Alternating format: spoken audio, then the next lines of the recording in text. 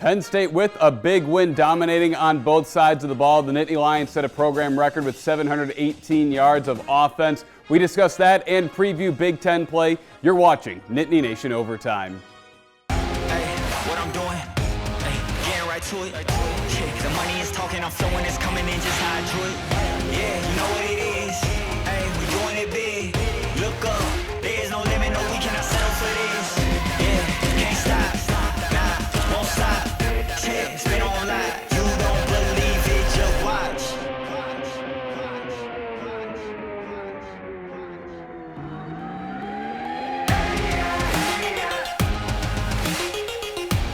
Welcome into another edition of Nittany Nation Overtime. I'm your host, Ryan Riskey, joined by the Nitwits, Mark Brennan, Neil Rudel, and former Nittany Lion defensive end Al Polamalu. And guys, a lot to like from this game. Penn State program record, 718 yards of offense. They only allowed 67, which is a difference of 651 yards.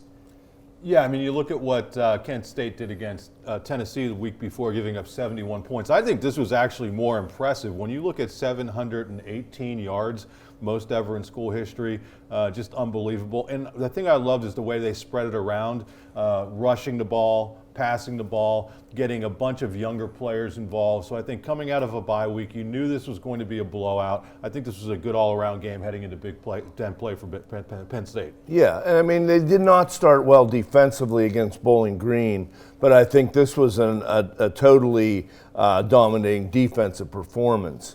You know, and I agree, because one of the points of emphasis, I think, was, you know, Julian Fleming, Liam Clifford, some other parts that they have on offense that maybe weren't being targeted as much the first couple games. So I think they checked a lot of boxes this game, and yet now we'll start to unpack the next phase of the season. I think the biggest thing I took out of it was the consistency on that offensive line as well as that defensive line. Still a little slow in the start of the game. Obviously, it started picking up as the game went on, but I loved watching, Drew and Vega just work that side of the line, and then with Nick in the middle. I love just being able to have them solidify what they're doing. It was a time to be able to sit back, relax, let's get this thing back on track, and then the defensive line. All those young players that they just rotated in and out was absolutely incredible. And Al, you know what I like? The other Drew Aller, he could have passed for 1,000 yards in that game, but they stayed committed to the run. Mm-hmm. They had 50 carries. Nobody had a carry longer than 18 yards, though. Right. It was all between like 10 and 18 yards. And I'm fine with that. Mm-hmm. I mean, that you're sticking to it. You're getting Drew Shelton and Vega and the rest of those guys an opportunity to do what they need to do on the offensive line. And I just like the fact that there was something there that they could have exploited time after time after time. But we know in the Big Ten, you're eventually going to have to run the ball, and they did. Yeah, and I mean, also Tyler Warren. We got to get to him pretty quickly. The versatility. James has really been pushing him for as much accolades as possible. And, he's making it all look good with the fact that he throws a touchdown pass. He's in the Wildcat, made a couple great catches. He's really having a terrific start to his season. And Al, I want to go back to your point, just talking about the offensive and defensive lines dominating both sides of the ball. What kind of goes into being able to dominate both sides of the line? Honestly, it's like the defense has completely changed. The way we were playing back in the '80s, we were able to hold, be able to let the linebackers flow free. Hence, LBU here, all that stuff. But nowadays, if you're looking at them, they're actually attacking upfield. And what happens is when they start attacking upfield, it creates holes. Now, if they're able to attack uphill altogether, keep the backside linebacker rolling, being able to see. So that whole thing needs to be, it's a song and dance. They need to be able to dance together. And if they're not dancing together, that's where you see all those holes. And yesterday's game, you're able to see them get upfield, react, and figure out where the ball is, and have the linebacker be able to cover that back hole. In a sense of offense, again, it's a song and dance. It's what they're doing is they're doing that whole, whatever they call that block these days, the slide block or that RPO stuff. So if they're moving along and one gets through, it just blows up the entire thing. One thing I was told, like my brother's a coach, and he goes, look, in this type of offense these days, the running back or the lineman's never wrong. It's the running back that's wrong because he picked the wrong hole. That guy went through, so he should have gone this way. Spoken like a true lineman. I'll tell you, Steve Smear will be proud of you with your analysis. Bringing guest with a lineman, that's where it all starts. Hey, in all seriousness, though, I think a real shout out. You have to give a shout out to 2 young coaches. Deion Barnes came in on the defensive line, has done an unbelievable job. And when you look at the progress of that offensive line under Phil Troutwine, I mean, they have just grown by leaps and bounds over the last 3-4 years. His first year, they weren't quite there, but he's gotten better and better. I think having Frank Leonard in there has really helped him. But those 2 young coaches on a staff, they're entrenched there for a while if they can keep them. Well, they're sitting there with 8 offensive linemen on active NFL. I'm not talking about practice squad guys. So, at times the offensive line has sort of been that target for all of us. But they're putting guys out there playing on Sundays. And they've done a great job of building up depth. They've done a great job of that since 2021 when they got really thin. Well, in that game, Cooper Cousins, I think, played the 3rd most snaps of anybody. So you have a true freshman coming in. And that's the beauty of that sort of game, that you can get a guy like Cooper Cousins. Is he going to start this year? I don't know. But if there's an injury or two, you may need him. And to have him get a ton of snaps in a game like that, I think is just big. Javen Williams did outside of the 2 penalties. I thought he did relatively well. I know that's a big outside. But listen, it was his first real opportunity to get out there in front of the fans at Beaver Stadium, so they have some good young linemen in there too. Yeah, I think this whole thing started off like the last couple of years. If you looked at the way Michigan ran through the Big Ten the last couple of years, offensive line and defense. The old days when Joe did it, offensive line and defense. Kind of seeing that through. Yes, we still have to go through and do all this SEC stuff, but to get through the Big Ten, you need your offensive line, you need your defense. Consistency, consistency, consistency. Well, guys, obviously there was a lot to like on both sides of the line. We got to take a quick break, but when we get back, we're going to get to Tyler Warren, as Neil alluded to, had another big game. Don't go anywhere. You're watching Nittany Nation Overtime.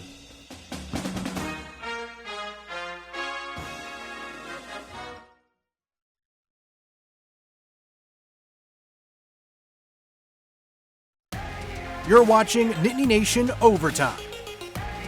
Welcome back into Nittany Nation Overtime. Ryan Risky joined by Mark Brennan, Neil Rudel, and former Nittany Lion Al Polamalu. And Neil, we touched on it earlier in the show. Tyler Warren had another big game, except kind of one thing that I wanted to get into is they brought back that wild lion formation that we saw more of in 2021. And in it, he had a 16-yard rush and had what James Franklin called the ugliest touchdown pass he's ever seen. He's a lefty quarterback, right?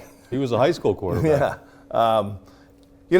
He decided to come back. He had a decision to make. I'm sure they, said, we're going to build a lot of things around you and really showcase your ability. And, he made a great catch and took a tough shot on the sideline. He's done it all. I think it's really hard when coaches sit back and say, this is the best tight end in the country. Because how many of the other guys do they really see? But certainly Warren's in the conversation. And James has even said he thinks, when you're talking about the best tight ends in the country, it shouldn't just be about receptions and yards and touchdowns. It should be blocking and everything else that they do. And Tyler Warren excels at all of that. You know what I like is that it was clearly in Franklin's craw that this kid isn't getting enough credit in Franklin's view. And what do they do about it? They have fun. That's been missing from this offense. It was missing from the offense under the former coordinator, who I'm trying not to mention every single show. But what do? You let them run the ball, you let them pass the ball. I just think they're having fun with this offense, and I think that was Exhibit A. Hey, you want people to look at what your guy's doing? Give them the ball and have some fun with it. And I think one thing is that also, just as a viewer and a fan, it's a fun offense to watch. It doesn't get stale like last year. They're creative, a lot of big plays. And then, again with Tyler Warren, he was a rushing touchdown away from the hat trick in the game. Hey, how about last year? Again, I'm going to stop going back to the former coordinator, but they refused to take deep shots. They refused. Corey fixed that. Yeah, exactly. Check deep. Amari Evans he's averaging 25 yards a catch. Drew Aller was 7 of 8 on passes of 15 yards or more. Did he even throw 8 passes all of last year of 15 yards or more? Maybe they have more confidence in the offensive line, too. Well, maybe they have more confidence in Drew Aller, and maybe they needed to have more confidence in him all along. Even if he's going to make a mistake here and there, you're seeing the difference in the explosive plays. I think a lot of that also last year was that the receivers couldn't get separation. And if you can't get separation and you're a young quarterback, you're not releasing it. You know, he's too scared, not only be scared, but he's too worried about releasing it on that tight coverage. But as he grows older, he knows he's going to throw it open. So as you're seeing, as he grows, he's going to throw that same pass that he wouldn't have done last year, this year, or next year, because he's going to throw it open versus trying to throw it into a tight window. So yeah, last year was a little bit different. You could blame it on this, blame it on that. But if you really looked at that film, there was no separation on any of those wide receivers. And he wasn't confident enough to dart that spot. Now he's actually able to throw it open versus trying to dart it. What I would say is Amari Evans' career-long catch was 5 yards before the coordinator change, and now he's averaging 25 yards. So I agree with you, Al, that part of it is Drew's growing and just becoming more confident as a quarterback, but I don't think you can do that if you're not getting the opportunities, and I think they're showing a little more confidence in it. And let's get to it. And this was Kent State. So I know they took these shots, and that's good, but I hope they didn't build a false sense of security against a totally inferior opponent. I kind of felt bad for Kent State as this game wore on. I actually thought they hung in there as well as they could for the first, played super hard compared to what happened at Tennessee. You know, they get their quarterback banged up. This is, you know, really kind of men against boys. And I thought it got a little chippy late, too, because of the frustration that was setting in. Well, I would say that Aller's leading the Big Ten in quarterback rating by a long margin after 3 games, not just Kent State. So he did it against a pretty good West Virginia team, and Bowling Green went down and actually played well against Texas A&M. So, you know, it wasn't just against one bad opponent. He's done it against 3 opponents. Now let's see what happens now that we're in the Big Ten. I see, like, that experience is always the greatest teacher of life. Yeah, I mean, obviously, Neil, you said it was a slow start, except once they picked it up, they picked it up. And honestly, only scoring 56 points doesn't even tell the whole story. You know, as we said, they had the program record, 718 yards of offense. If they didn't get off to such a slow start, obviously Bo threw the interception early in the game, they probably could have put up 70. Yeah, and I do wonder about that. You know, early on, they're having fun, great. You know, different guys throwing passes, but you can do that. It's fun until it doesn't work in some key situations that really matter. I like that they obviously consider Prabula one of their better players, and they're giving him some opportunities. And Kent State made a great play on that early. And one thing that I liked about that is that they gave Bo another chance to throw the ball later in the game after he threw that interception. Well, yeah, and he made some really nice throws. I mean, that catch by Luke Reynolds, by the way, was just absolutely unbelievable. But, I mean, yeah, Prabula, that's what I think a lot of people were waiting to see. Okay, we know what he can do coming in there as that change of pace guy, but what's he going to do when he gets some reps? And I thought he had some really nice balls. I think it's not going to be fun until you see a lineman catch a ball. There you go. We almost, I was so bummed out when they went into that formation and Kent State called timeout because we weren't able to see what was going to come out of it. I think that was a smart move by Kent State. No, I agree with you, but I wasn't upset, but it's like, come on, I want to see what's coming out of this. You're not the Washington Generals. You're coming in there to try to make some semblance of yourself after you've been a national embarrassment. Okay, Mr. Wet Blanket. I'm sorry. Al wants to see a lineman catch a ball. Neil's worried about Kent State calling timeout. whether the Kent States of the world should even take these games anymore because there's such a disparity. Yeah. Right. I mean, the one thing, though, you know, they are getting paid a lot of money to help fund their athletic program. So, you know, this just kind of... they're like a MASH unit, too, yesterday. Right, and you're coming off of games with Pitt, Tennessee. St. Francis beat them, obviously, in Penn State. And now you're going into the MAC, and what are you going to have left? And that's the one thing you worry. And listen, your heart goes out to those kids who were banged up. I mean, you hate to see that. You know, I know we like having fun and joking around on this show, but... that was really tough to watch those 2 quarterbacks go down the way they did. Well, you know, it's frustration set in. They got a shot at Prabula late and for a targeting. That's the kind of frustration that builds when you're a bit of a punching bag. Right, and that's the one thing you do want to see taken out of the game. Anyways, we got to take another break. We'll be right back here on Nittany Nation Overtime.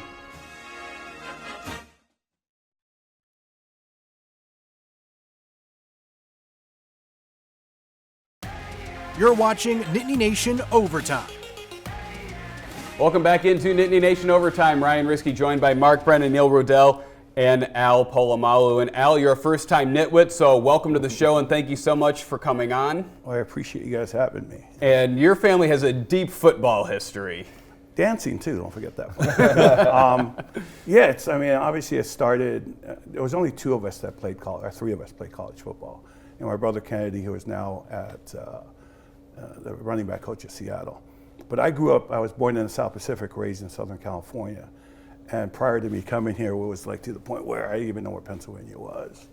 I didn't know they had snow here. I didn't know they had cold weather. I thought it was just completely like the East Coast. Miami Vice was hot at that point in time. And there was only one other Polynesian in Pennsylvania, I think, and that was Tim Manoa. It's been a fun experience being here. You know, when you committed to Penn State, they had played they're on the verge of playing for 3 national titles in 5 years. So you were really at the peak. You know, can you talk about that coming here and just how you kind of found a home here? Well, originally Penn State was not on the books. I didn't even know where it was. My brother had committed, Kennedy Polamalu, had committed to Penn State in '82. And then signing day back then was the first Wednesday of February. And what happened was he committed to Penn State. Leo Wisniewski was one of his heroes. He loved when he was here, met Leo and thought a world of Leo and just absolutely enjoyed his time here. But the Monday before signing day, my dad had a stroke. And that's how we ended up playing at USC. And he played under Coach Robinson. 4-year starter out there. Unfortunately, didn't win any national titles there, but obviously he would have been here for 2. And then when I got recruited, he goes, "You're going to Penn State." That's when I said, "Where in the heck's Penn State?" He goes, "It's in Pennsylvania." I go, "Where in the heck's Pennsylvania?" And then I started watching the games because every Thanksgiving they would have the Penn State Pitt game. I'm like, that was the ugliest uniforms I've ever seen. Because they're all so dirty and muddy. I'm like, I can't go there. The only thing I liked about it, they had black shoes. But yeah, that's how I ended up here. Well, you say you had, 3 guys from your immediate family playing college football, but you've had other members of your family playing football at a relatively high level, including one who made the trek to Pennsylvania and played pretty well in Pittsburgh. Yep, yeah, and that's why I don't wear my ring anymore either, because he's got a bigger one.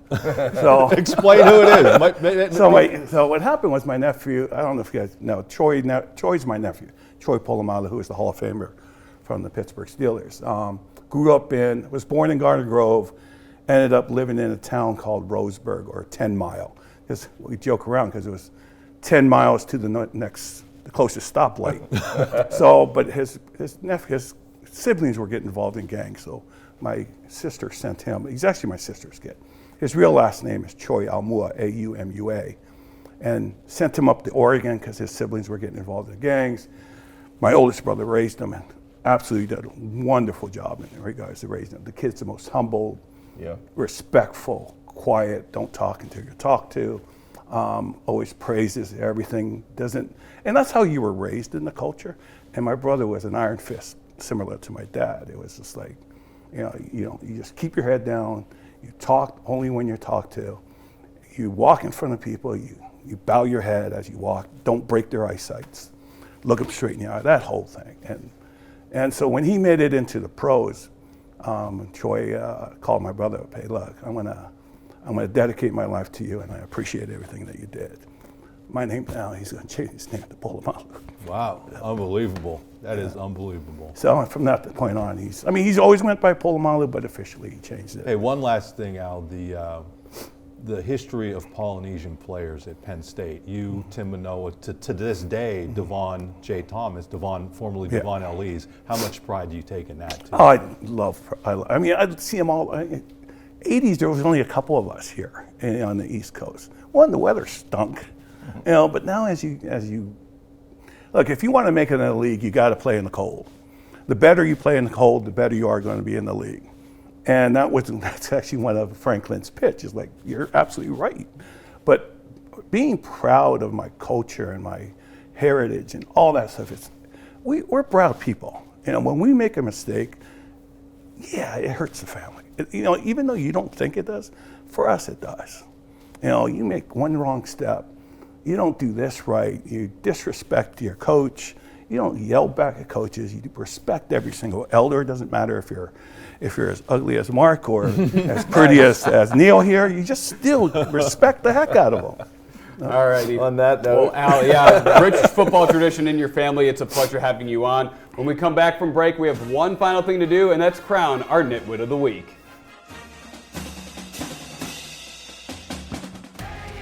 Don't miss a minute of Nittany Nation Overtime, now also on Apple and Spotify.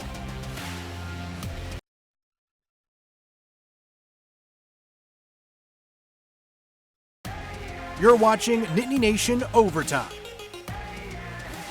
All right, Nitwit of the Week time, and it looks like Neil is on the board. Neil, that late touchdown in the final minute got you the win. I'm on a streak, so look out, Ryan. You and Andrew and everybody else is involved with your picks. So close to starting 3-0. We need Al to break the streak of non-winners Yeah. for the guests. All right, well, Neil, by rule, since you won, Yeah, you're that up is the first. rule. By rule.